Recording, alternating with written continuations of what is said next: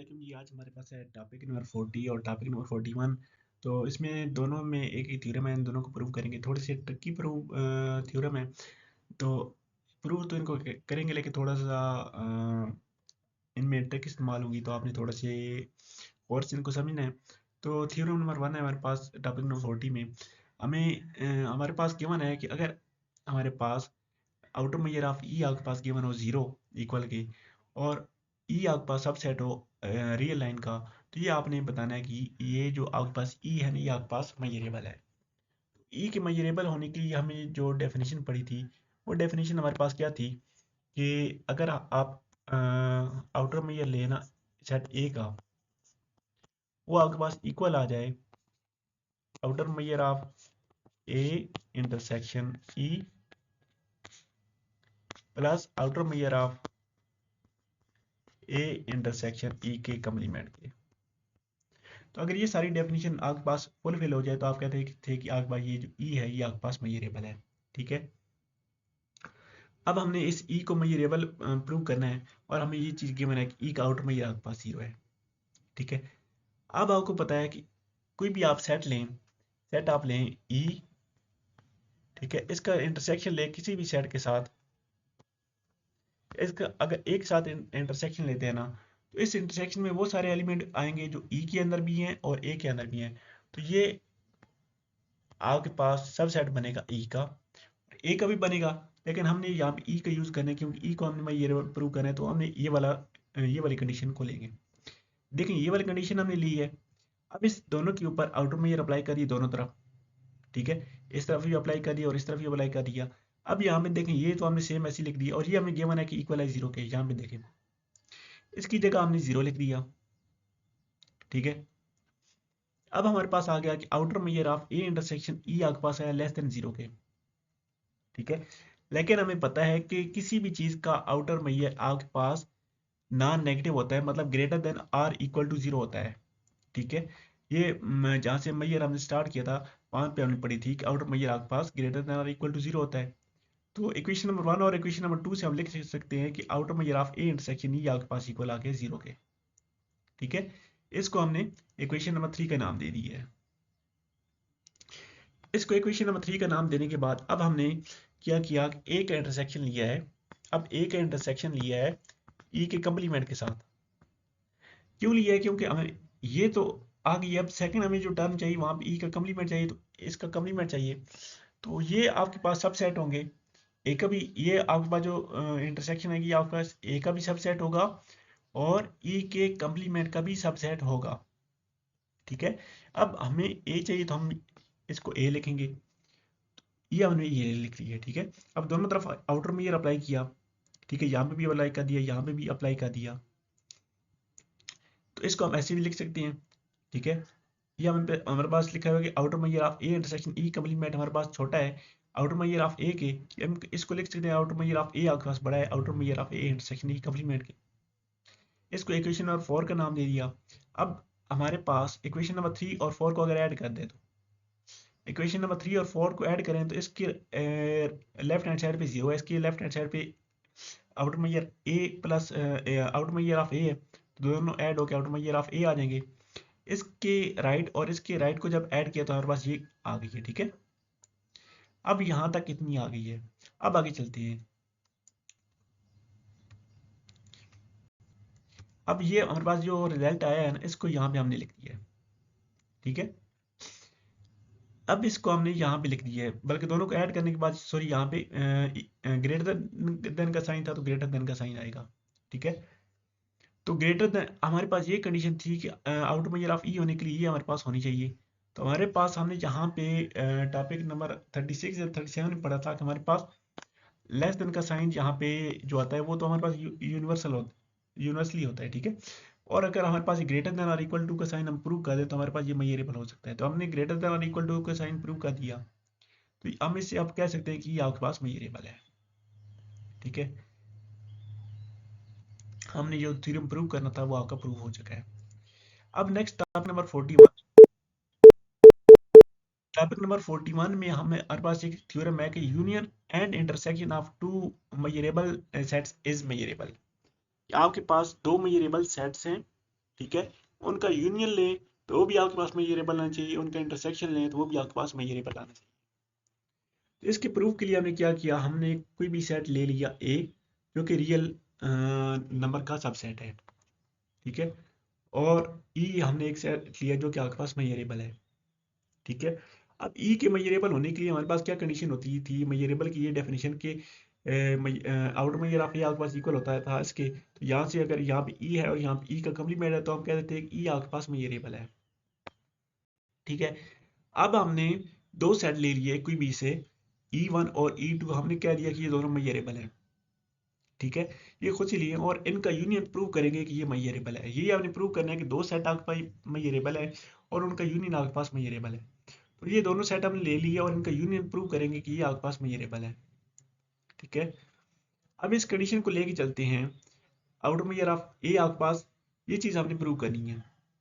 Actually तो ये हमारे पास ये वाली कंडीशन होती है ना मेजर होने के लिए, लेकिन यहाँ पे हमारे पास ई की जगह अब हमने प्रूव करना है कि E1 यूनियन A2, तो इस सिंगल एलिमेंट ई की जगह अब ये वाला सारा एलिमेंट लेंगे, ठीक है। बाकी सेम यही कंडीशन है, यहाँ ई की जगह हमारे पास ये आ गया है। तो अब इसको हमने इक्वल प्रूव करना है। इक्वल प्रूव करने के लिए आपको पता है कि लेस देन का साइन तो हमारे पास इन यूनिवर्सल प्रूव है, वो तो हमारे पास है। ग्रेटर देन का और इक्वल टू का साइन अगर हम प्रूव कर दें तो हमारे पास ये कंडीशन फुलफिल हो जानी है। तो ये एक्चुअली हमने ये वाली कंडीशन सारी सेटिस्फाई करनी है और हम इसकी मदद से प्रूव कर सकते हैं कि हमारी जो रिजल्ट है वो ठीक है।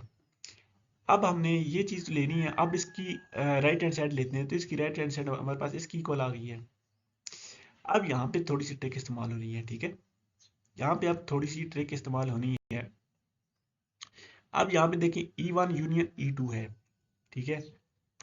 अब यहाँ पे देखें ये जैसे डायग्राम बनी हुई है, ये आपके पास सारा सेट E1 आ गया, ठीक है, ये सेट आपके पास आ गया E1, और सेकेंडली ये वाला सेट आपके पास आ गया E2, बल्कि बाउंड्री एक ही लाइन से बनाते हैं।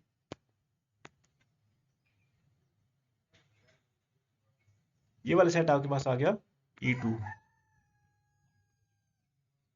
ठीक है। अब यहाँ पे देखें हमारे पास क्या चीज़ है, ए इंटरसेक्शन E1 यूनियन E2। अब इनके साथ एक सेट ए भी ले लेते हैं। अब पहले तो देखिए E1 यूनियन E2 में कौन सा एरिया आ रहा है, E1 union E2, E1 union E2 में ये सारा एरिया आ रहा है, ठीक है। E1 यूनियन E2 में ये सारा एरिया आ रहा है। अब हमने क्या करना है कि इसका इंटरसेक्शन लेना है ए के साथ। तो हमने क्या लिखा, ए इंटरसेक्शन E1 यूनियन E2,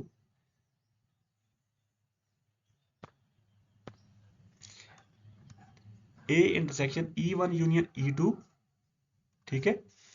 ये आपके पास इक्वल आ जाएगा ए intersection E1 union A intersection E2। इसको आप ऐसे भी लिख सकते हैं कि ए इंटरसेक्शन E1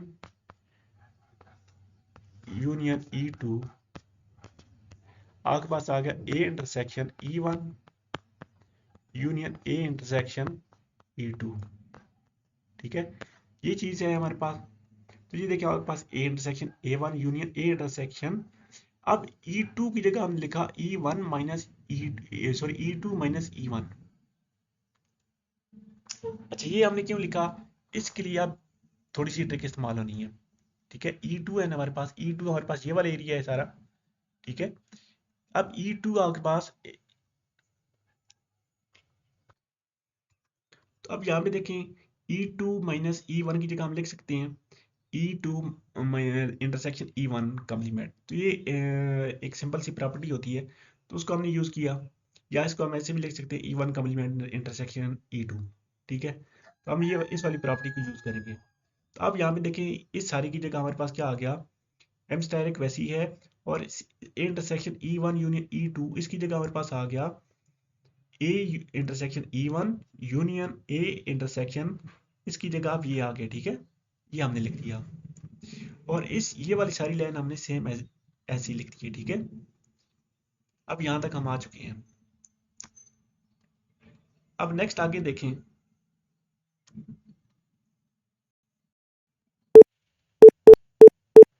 नेक्स्ट आगे आपके पास क्या चीज है कि आप सब एडिटिविटी की वजह से आप यहाँ पे यूनिट की जगह प्लस लिख सकते हैं और यहाँ पे इक्वल की जगह लेस देन का साइन आ जाएगा। ये आपके पास आ गया लेस देन, बाकी सेम वही कंडीशन आ गई है कि जस्ट यहाँ पे यूनिट की जगह इस यूनिट की जगह यहाँ पे हमारे पास प्लस आ गया है।